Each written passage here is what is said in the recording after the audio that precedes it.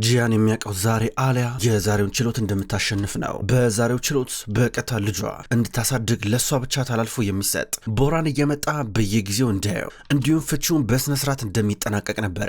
ነገር ግን ዳኛው የሚያስጠነግጥ ነገር ተናገረ። ይህም የነጂያን ጠበቃው የነ አሊያ ጠበቃው ኤሮል የሰጠው ቪዲዮ ፎልደሩ ባዶ እንደሆነና ውስጡ ፍለሽ ውስጥ ምንም ፋይል እንደሌለው እዚጋ ዳኛው እየተናገረ ነው። ቦራን እዚጋ ይህን ሲሰማ ሳቀባቸው። ልክ እሱ እንዳጠፋ ሆኖ እየተናገረ ነበረ። ዳኛው ደግሞ ምንም ቪዲዮ የለም እኮ ነው የምላችሁላችኋል። ጠበቃው ኤሮል ደግሞ ክቡር ዳኛ አረ ለካናል ማስረጃ ነበረን፣ እሱ ማስረጃ ተጠቅመን ነበር ይህን ክስ የመሰረት ነው እያሉ ነበረ። ዳኛው ምንም የለም ብሎ ይቆጣል። ሁሉም ተደነባበሩ፣ ተደናገጡ። በአንድ በኩል አሊያ እያቀረቀረች ነው። ሰራከትም ግራ ገባት። እንዴ ምን እየሆነ ነው ያለው ምንድን ነው ትላቸዋለች። እነናሬም እርስ በርስ ይፋጠጣሉ፣ ይተያያሉ። ጂያን ተደናበረ፣ ተደናገጠ። ስለዚህ ዳኛው ችሎቱን ለቀጣይ ሳምንት ብሎ ከ7 ቀን በኋላ ሌላ ቀጠሮ እንዲኖር ያደርጋል።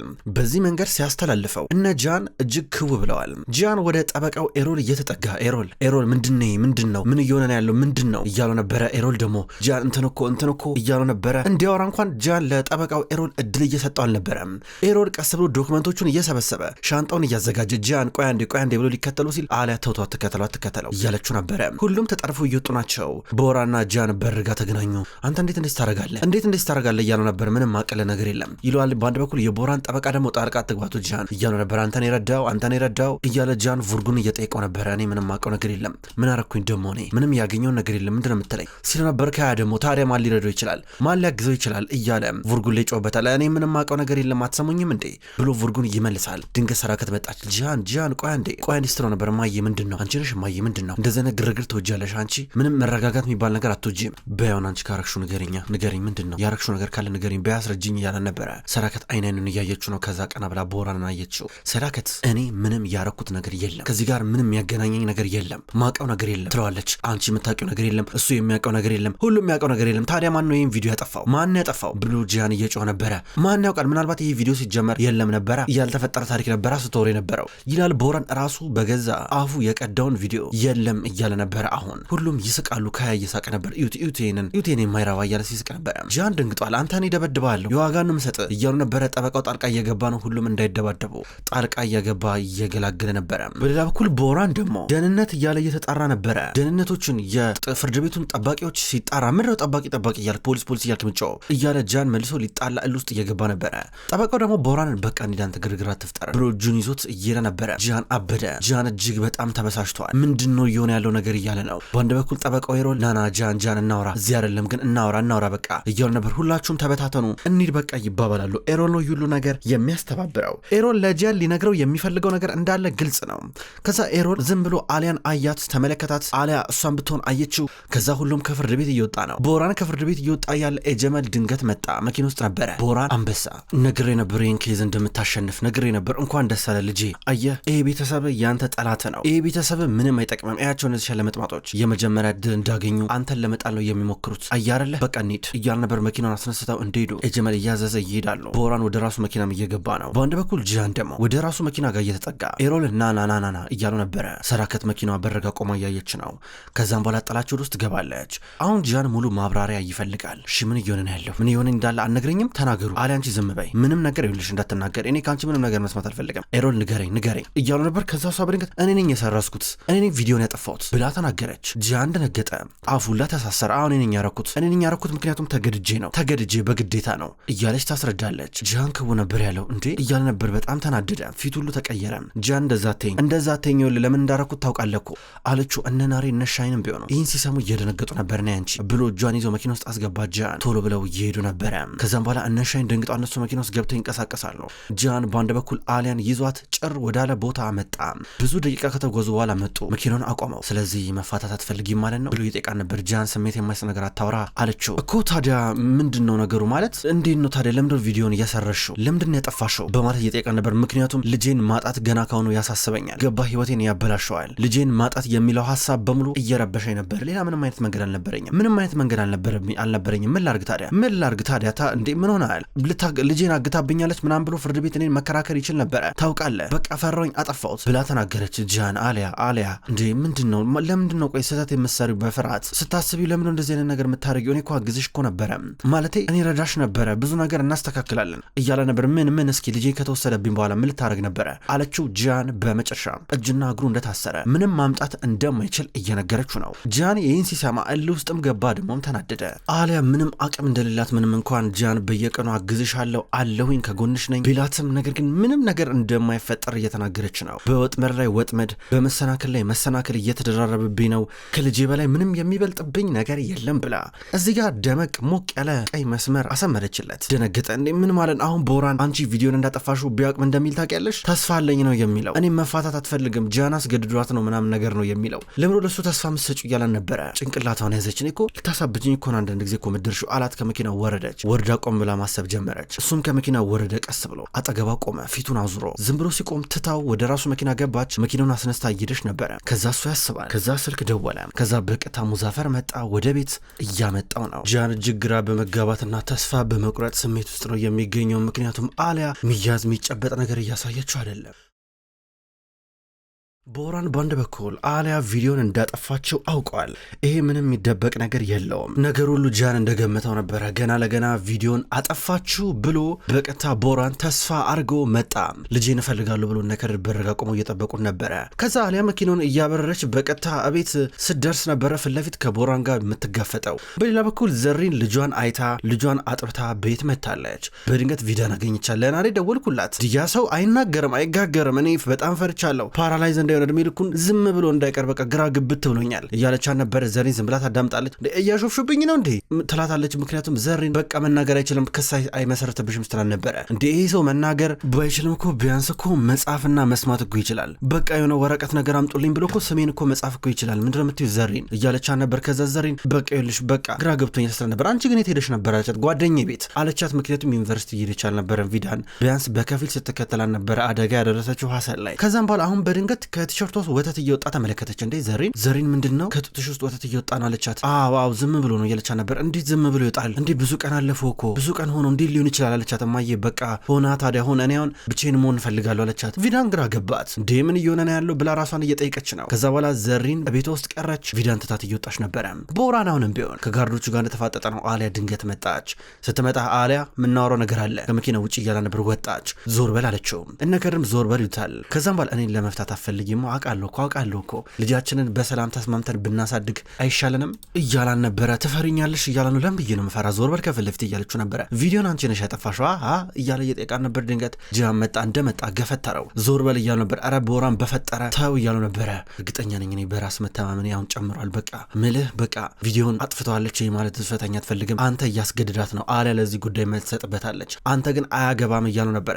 ቪዲዮን አጥፍታልኛለች እያለ ቦራን እንዲህ ሲንቀባረርና አሊያ የኔ ናት እያለ ሲፎክር ድንገት ሰዳከት መጣች። ከመኪና እየወጣች እኔ ነኝ ያጠፋሁት እያለች ነበረ። ቦራን እንደነገጠ እማዬ እንዴት ነው አንቺ የምታጠፊው በማለት እየጠየቃን ነበር። አሁን እኔ ነኝ ያጠፋሁት በቃ አሊያ ሳትሆን እኔ ነኝ ያጠፋሁት። ምክንያቱም ሁለታችሁ እንድትፋቱ አልፈልግም። ልጄ እኮ ነህ አንተ ምን እንደምትፈልግ አውቃለሁ። ከእሷ ጋር መፋታት እንደማትፈልግ አውቃለሁ። ስለዚህ እጄን አስገባሁኝ ጣልቃ ገባሁኝ አለችው። እማዬ የምርሽን ነው እያለ ነበር። አዎ የምሬን ነው ትለዋለች። ወዲያው አይኑን ከአሊያ ላይ እንዲያነሳ ይመስላል ሰዳከት ጣልቃ የገባችው። እሺ ዛሬ የኔ ቀን ነው። ዛሬ ችሎቴን በከፊል ያሸነፍኩበት ቀን ነው። ልጄን ማየት ፈልጋለሁ ብሎ ተናገረ። ሰዳከት ደግሞ ልጅህን እኮ ያው ታውቃለህ በጊዜ ማቆያ ያስገብቶታል። ማታ ነው የሚወጣው። ማታ ሲመጣ ደግሞ ትልቁ ቤት እናመጣዋለን። አብረን እራት እንበላለን አለችው። ሰዳከት ቦራን አረጋጋችው። መኪና ውስጥ ገባ ይሄዳል። ነገር ግን አሊያና ጂያን አይን ውስጥ ምንም አይነት መረጋጋት አይታየም። ሁለቱም ወደ ቤት ገቡ። እየጨቃጨቁ ነበረ። ነግሬሽ ነበረ እሱ ተስፋ ያደርጋል ብዬ ነግሬሽ ነበረ። ይገባሻል እኮ የምለው ነገር አሊያ ግን ለምንድነው ማትረጋጉ እያላን ነበረ። ጂያን በቃ እኔን ነው ስማ እኔን ተጽዕኖ ውስጥ ማስገባትን አቆም ገባ ግራ ገብቶኛል እያለችው ነበረ። እኔ እኮ አልገባኝም እኮ ማለት እንዲቀርብሽ አልፈልግም እኔ እበሳጭ ያሉ እሱ ሲቀርብሽ ሰበብ ተጠቅሞ ይላታል። ጂያን ረዳለሁ እኮ ነገር አንተም እንደማትረዳ ታውቃለህ። እሱ የልጅ አባት ነው ገባ ብፈልግም ባልፈልግም ከህይወቴ ፈልቅቄ ፈቅፍቄ ላስወጣው አልችልም። በቃ ግዴታዬ ነው በቃ ልጄ ለሱ ማሳየት እያለችው ነበር። አዎ ግን እኮ ይህንን ነገር በሌላ አጋጣሚ እየተጠቀመብን ነው። ታዲያ ሆን ብሎ እኮ ነው እያረገ እኮ ያለው ይገባሻል አይደል የምለው ስህተት ልትሰሪ ትችያለሽ አይታወቅም እያላን ነበር። ድንገት ህፃኑ ጂያን መጣ። ለምንድነው የምትጫጫሁት እየተጣላችሁ ነው እንዴ ብሎ እየጠየቀ ነበር። አያ እየተጣላን አይደለም እየተጣላን አይደለም ይሉታል። ወደ ውስጥ ገብተህ ተጫወት አሉትና ከገባ በኋላ ጂያኔው ለሰማ ጂያን ይሄ ነገር በጣም ተስፋ አስቆራጭ ነው ጂያን፣ በዚህ ነገር ሁለታችንን በጣም እየተጎዳን ነው። ሁለታችን እየተጎዳን ነው። ልጄ እንዲጎዳ ግን አልፈቅድም። ልጄ እንዲጎዳ አልፈልግም። በቃ እንዴ ከምንጎዳዳ ትንሽ ብንራራቅ ጥሩ ነው አለችው። ግራ ገባው፣ እየጨነቀው እየወጣ ነበር። ተናደዋል። አሁንም መኪና ውስጥ ገባ። ሙዛፈር እያደረሰው ነበረ። አሊያም ጨነቃት። ቁጭ ላይ ያሰበች ነው። ጂያን ወደ ቢሮ መጣ። ያገኘውን ነገር እየወረወረ እየሰባበረ ነበር። መረጋጋት አቃተው፣ ከበደው። ሁሉንም ውጡልኝ ብሎ ቢሮ ውስጥ ገብቶ ተቀመጠ። ዘሪን በሌላ በኩል መኪና ውስጥ ገብታ ልትሄድ ነው ወደ ትምህርት ቤት ወደ ዩኒቨርሲቲዋ። ድንገት ካያ መጣ። ዘሪን ቆይ አንድ ጊዜ እስኪ ላውራሽ እያለ ነበር። ታውቂያለሽ ዛሬ ቆንጆ ሆነሻል እያለ ነበረ። ከዛ እሷ እዚህ ባትመጣ ጥሩ ነው አለችው። ለምን ምን ችግር አለው እያለ ነበረ። አይ እኔ አሁን የፍቺ ፕሮሰስ ውስጥ ስላለው ምናልባት ደሚር ነገር ፍርድ ቤት ውስጥ እንደሌላ ነገር ሊጠቀምበት ይችላል አለችው። ደሚር ፍርድ ቤት ውስጥ ምን ሊል ይችላል? እስኪ ንገረኝ እስኪ ምንድነው? ገና ለገና አንድ ላይ አወሩ ብሎ ሊከሰኝ ነው እንዴ? ወይ ሊከስሽ ነው እንዴ? እንደዚህ የሚባል ነገር አይሰራም። እንደውም በቃ እየበረደሽ ነው፣ መኪና ውስጥ ግቢ ላደርስሽ አላት። ይሻለችው። ተያይዘው መኪና ውስጥ እየገቡ ናቸው። በሌላ በኩል አሊያ ወደ ስራዋ ቦታ መጣለች። ናሬ አገኘቻት። ናሬ ስታገኛት አሊያ ለመጣሽ እንደዚህ አይነት ሁኔታ ውስጥ ሆነሽ እንዴት ትመጫለሽ? ግን እኮ ማረፍ ነበረብሽ አለቻት። ምን ባክሽ ሰርጀሪ ያለብኛ በቃ እንደውም ታውቂያለሽ እንደዚህ አይነት ቦታ ካልመጣው ጭንቀቱ በሙሉ ይገለኛል እያለች አልነበረም። ከዛም በኋላ ትንሽ አወሩ። ጂያን በጣም ነው የሚወድሽ፣ እንዴት እንደዚህ ታደርጊያለሽ? ያንቺ ነገር እኮ ያስጨንቀዋል። ሁለታችሁ መለየት የማትችሉበት ደረጃ ላይ እኮ ደርሳችኋል አለቻት። በቃ ሰርጀሪ ማድረግበት ሰዓት ደርሷል ልሄድ ብላ እየሄደች ነበር አሊያ። ጂያን በአንድ በኩል ቢሮ ተቀምጧል። በድንገት ኤሮል መጣ። ጂያን ሌላ መጥፎ ዜና አለኝ። እስካሁን ድረስ ከኛ ጋር ሲሰሩ የነበሩ ሰዎች ከዚህ በኋላ ከኛ ምንም አይነት ሸቀጣ እንደማይገዙ ነግረውኛል አለው። ገደል ይግቡ፣ ሌላ ምን አዲስ ነገር አለ እያሉ ነበረ። አጎትህ ሐሰን የመኪና አደጋ ደርሶበታል አለው። ጂያን በፍጥነት አጎቱን ለማየት ወደ ሆስፒታል እየሄደ ነበረ። በሌላ በኩል ካያ እንዲሁም ዘሪን ዩኒቨርሲቲው በርጋ ደረሱ። ከመኪና የወጡ ሁለቱም ቶሎ ብሎ እጇን ያዘ። ኢፔክ ፊት ለፊት አየቻቸው። የውሸት ፈገግ አለች። ከዛ በራ ከሻ ልጠጣ ተቀመጠች። ከዛም በኋላ እሱ ይኸውልሽ ባለፈው ለታ ስለተቆጣውሽ እንዳዘንሽብኝ አውቃለሁ፣ ግን ይቅርታ አንቺን ለማናደድ ብዬ አይደለም ብሏት ቶሎ ብሎ ሄደ። ከዛ በኋላ ዘሪን ወደ ኢፔክ ቀረበችና እሷ ፊት ለፊት ተቀመጠች። ከተቀመጠች በኋላ ኢፔክ እኔ አሁንም ቢሆን ካያን እንደምታፈቅረው ያውቃለሁ፣ ካያን እንደምትወጂው ያውቃለሁ እና የቻልኩትን በሙሉ አደርጋለሁ እሱ ወደ አንቺ እንዲቀርብ፣ እኔን ሸሽቶ ወደ አንቺ እንዲመጣ የቻልኩትን ነገር አደርጋለሁ አለቻት። ኢፔክ ግራ ገባት። እንዴ ለምን አሁን እኮ ከደሚር ጋር የምትፋችበት ሰዓት ደርሷል።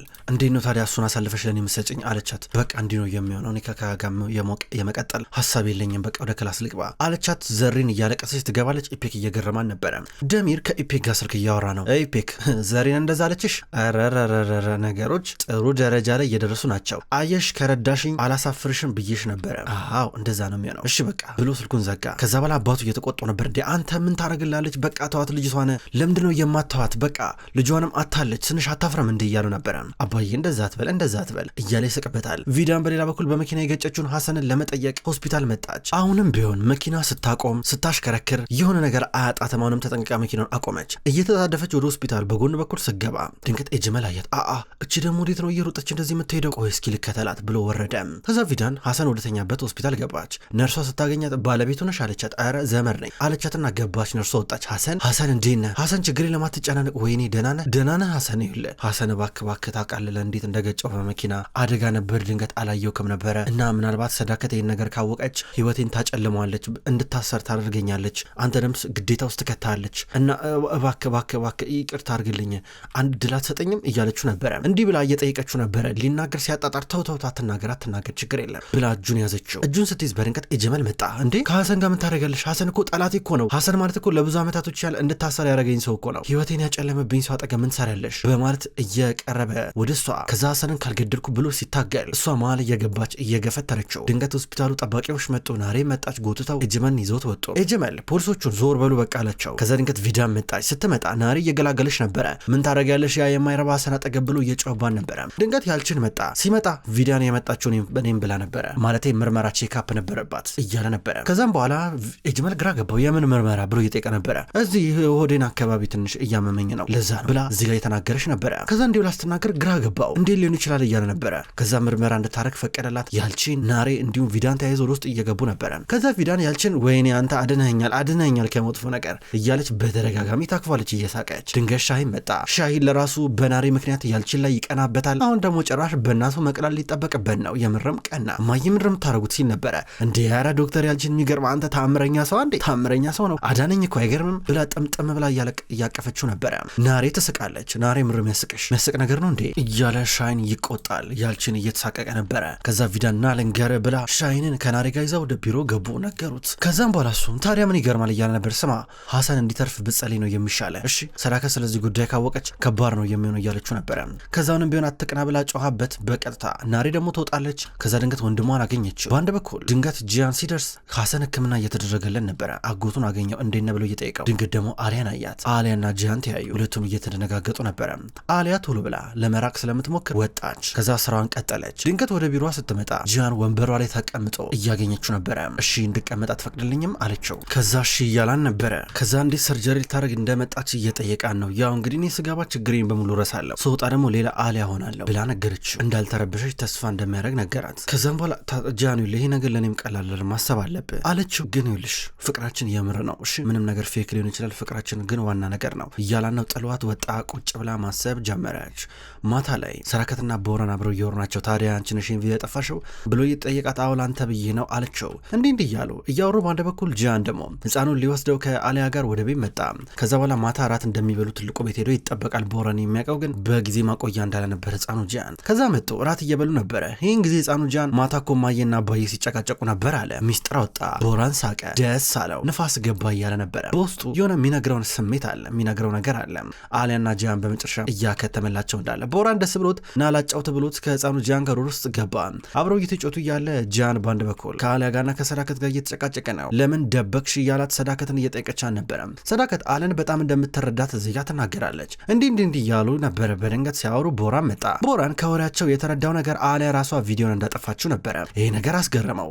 ሲመጣ አሊያ አውቄ ነበረ እንደማፈችኝ እኮ አውቃለሁ፣ እኔን ለመፍታት እንደማትፈልጊ አውቃለሁ አላት። ቦራን አልፈልግህም፣ አይገባህም እንዴ? እኔ አንተን ማየት አልፈልግም፣ ይሰቀጥጠኛል፣ ያስጠላኛል። እፈታለሁ እኮ ነው የምልህ፣ እድሉን ባገኝ እፈታለሁ፣ አልፈልግም ነው የምልህ አለችው። በድንገት ህፃኑ ጂያን መጣ። እሱ እንዳይሰማ ቶሎ ብላው ይዛ ወጣች። አሊያ ጂያንም ተከትሎ እየወጣ ነበረ። ከዛ በኋላ ቦራን ወደ እናቱ እየጠጋ ድጋሚ ካልሽን ድጋሚ ማየ ካንቺ አልጠብቅም ነበረ እያለ እያፋጠጣን ነበረ። ውድ ተመልካቾች እንኳን ወደ ቅጠል ቲቪ የዩቲዩብ ቻናል በሰላም መጣችሁ። ውድ ተመልካቾች የዘውድ ድራማ ነው። ዘውድ ድራማ አሁንም ተናፋቂ አጓጊ እንደሆነ ወደፊት እየገሰገሰ ይገኛል። ክቡራን ተመልካቾች ቅጠል ቲቪ የዩቲዩብ ቻናል ይህንን አስገራሚ የፍቅር የቤተሰብ ድራማ ወደ እናንተ ዘውትር ይዞላችሁ ይመጣል። ከቅጠል ቲቪ የዩቲዩብ ቻናል ወደ እናንተ የሚደርሱትን ሁለቱን ድራማዎች በትዕግስት እንድትከታተሉ ጋብዛለሁ። ክቡራን ተመልካቾች በሁለተኛው ቻናላችን በቅመም ስቶሪ የዩቲዩብ ቻናል ደግሞ ወደዛ ጎራ ስትሉ የታመሙ አበቦች የሚሰኘውን ምርጥ አጓጊ ድራማ ታገኛላችሁ። ተመልካቾች እዛም እየሄዳችሁ ፈታ ዘና እንድትሉ እጋብዛለሁ። በቀጣይ በአዳዲስ ቪዲዮ እስከምንገናኝ ድረስ በያላችሁበት መልካም ቆይታ ይሁን።